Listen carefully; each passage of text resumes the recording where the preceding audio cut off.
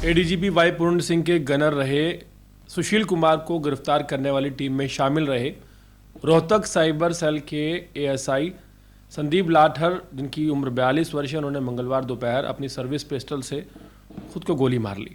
मौके से 4 पेज का सुसाइड नोट भी मिला है और इस नोट और इससे पहले बनाए गए वीडियो एक संदेश में संदीप ने एडीजीपी वाई पूर्ण सिंह को लेकर भ्रष्टाचार के आरोप लगाए और गिरफ्तारी के डर से पूर्ण कुमार ने खुद को गोली मार ली, ऐसा दावा किया। जिंद के जुलाना निवासी संदीप लाठार और रोहतक के सुखपुरा चौक स्थित पुलिस क्वार्टर में मां इंद्री और 3 बच्चों के साथ रहते थे। 5 बहनों में वे इकलौते भाई थे। संदीप मंगलवार सादे कपड़ों में रोहतक जिला मुख्यालय से करीब 10 किलोमीटर दूर गांव लाढौत में अपने मामा के, जो कि पूर्व सरपंच हैं, उनके खेत में पहुंचे।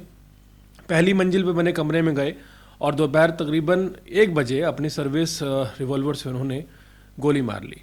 वहीं दूसरी तरफ चंडीगढ़ पुलिस ने जिला अदालत में एक याचिका दायर की है और दिवंगत दलित आईपीएस अधिकारी के शव का पोस्टमार्टम कराने की इजाज़त मांगी है। 8वें दिन भी ना तो पोस्टमार्टम हो चुका है और ना ही उनका अंतिम संस्कार हो चुका है। इस मामले ने आज तब एक नाटकीय मोड़ ले लिया जब दिवंगत आईपीएस के गनर के खिलाफ लगे वसूली के आरोपों की जांच कर रहे एक एएसआई ने खुद को गोली मार ली और जान दे दी। वाई पूर्ण सिंह पर भ्रष्ट होने के आरोप लगाए संदीप कुमार लाठर नाम के इस एएसआई ने एक वीडियो क्लिप भी रिकॉर्ड किया जिसमें पूर्ण दंपति के खिलाफ कई गंभीर आरोप लगे हैं।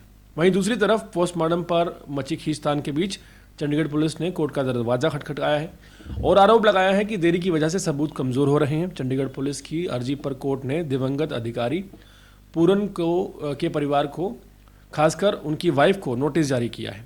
पुलिस को मिले नोट में जातिवाद और भ्रष्टाचार की लड़ाई में संदीप कुमार ने खुद को शहादत की पहेली बताया है और कहा है कि एडीजीपी वाई पूर्ण कुमार जब से आईजी रोहतक बने तभी से जातिवाद और भ्रष्टाचार कर रहे थे। अपने 3 पेज के नोट में उन्होंने तमाम भ्रष्टाचार की बातें कहीं और नरेंद्र बिजरानिया को ईमानदार अफसर कहा।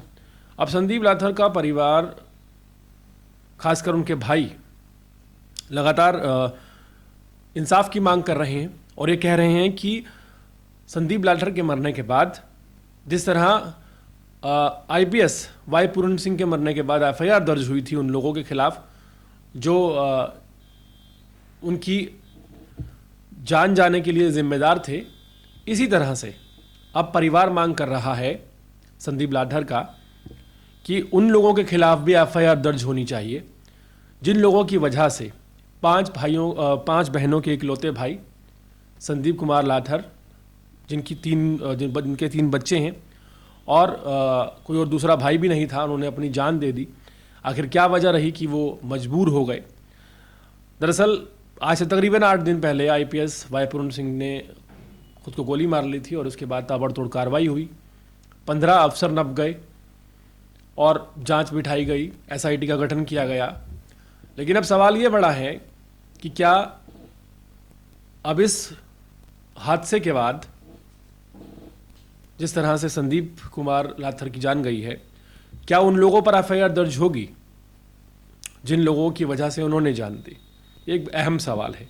ये अहम सवाल इसलिए भी बड़ा है क्योंकि एक नॉर्मल एएसआई और एक आईपीएस ऑफिसर, रैंक में भी फ़र्क है, ओहदे में भी फ़र्क है, लेकिन इंसान तो इंसान होता है।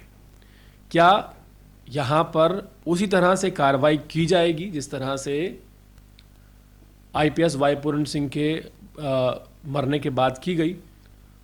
ये आने वाला वक्त बताएगा। लेकिन फ़िलहाल की अगर बात की जाए तो हरियाणा में पॉलिटिकली देखें या प्रशासनिक तौर पर देखें, माहौल पूरी तरह से बिगड़ा हुआ है और कई रहस्य सामने आ सकते हैं। कई ऐसी बातें पता चल सकती हैं आने वाले वक्त में जो शायद हमने, आपने, किसी ने ना सोची हो, क्योंकि ये जो लड़ाई है ये एक बड़ी लड़ाई हो चुकी है। ये एक आम अधिकारी से लेकर एक खास अधिकारी तक जातिवाद की लड़ाई और दलित वर्सेस स्वर्ण की लड़ाई भी आप कह सकते हैं, इसमें झलक इसकी नज़र आ रही है। और वहीं एक दूसरी लड़ाई सरकार के विरुद्ध चल रही है, जहां कुछ लोग ये गंभीर आरोप लगा रहे हैं कि सरकार की अगर बात की जाए तो सरकार में, एक सरकार के रहते हुए अगर इतना भ्रष्टाचार फैला तो उसका जिम्मेदार कौन है? वहीं अगर बात की जाए मुलाजिमों की, तो इस बड़े युद्ध में, जो युद्ध कहीं ना कहीं जातिवाद का है, जो युद्ध कहीं ना कहीं normal category versus SC ST का है, इस युद्ध में जो प्राणों की आहुति जा रही है वो एक इंसान की जा रही है, एक आम इंसान की जा रही है। और क्या ये यहाँ पर थम जाएगा या ये बवाल और ज़्यादा बढ़ेगा? क्योंकि जाहिर सी बात है, अगर इस मैटर पर जातीय बवाल हुआ तो बहुत बड़ा हो जाएगा। और अगर भ्रष्टाचार की परतें खुली तो ये भी कहना गलत नहीं है कि आने वाले समय में पुलिस महकमे का एक बड़ा तबका आपको सलाखों के पीछे नज़र आए, चाहे फिर वो इन कॉन्टेक्स्ट ऑफ वाई पूर्ण सिंह हो, वाई पूर्ण कुमार हो सॉरी, या फिर संदीप कुमार लाथर हो। इन दोनों के कॉन्टेक्स्ट में अगर जांच बैठती है तो जाहिर सी बात है दूध का धुला कोई नहीं है, एक बड़ा तबका जो है जेल के पीछे जा सकता है। उस वक्त फिर जो लॉ एंड ऑर्डर की सिचुएशंस बिगड़ेंगी, उन्हें हरियाणा में किस तरह से संभाला जाएगा, एक बड़ा सवाल है। हाल फिलहाल की अगर बात की जाए तो जो सिस्टम है हरियाणा का, प्रशासनिक सिस्टम जिसे लॉ एंड ऑर्डर आप कहते हैं, अगर इतने बवाल एक साथ आते हैं और आने वाले समय पर जाहिर है कि चीज़ें बिगड़ेंगी, तो एक तो लॉ एंड ऑर्डर संभालना मुश्किल हो जाएगा, और प्रशासनिक तौर पर अगर बात की जाए तो सिस्टम कोलैप्स हो सकता है। इस बात की भी संभावना काफ़ी ज़्यादा है। हाल फिलहाल दोनों की ही जो मृत्यु है, चाहे वो वाई पूर्ण सिंह हो, वाई पूर्ण कुमार हो, चाहे वो संदीप कुमार लाथर हो, दोनों की जो मृत्यु है वो काफ़ी ज़्यादा दुखद है। और ज़िंदा रहकर लड़ाई लड़नी चाहिए। अगर किसी भी चीज़ से समस्या है, किसी भी चीज़ से प्रॉब्लम है, या दिल में द्वेष है, दुख है, कुछ भी है, तो जो लड़ाई है वो जीवित रहते हुए लड़नी चाहिए।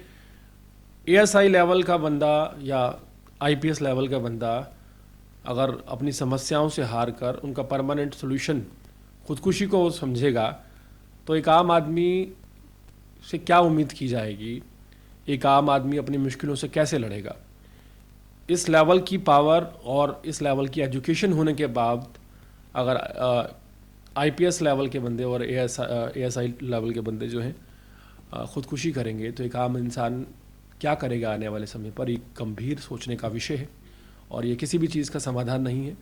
जंग वही है जो इंसान जिंदा रहकर लड़ता है, और चाहे फिर वो हारे या जीते वो बात की बात है, लेकिन जंग उसी को कहा जाता है।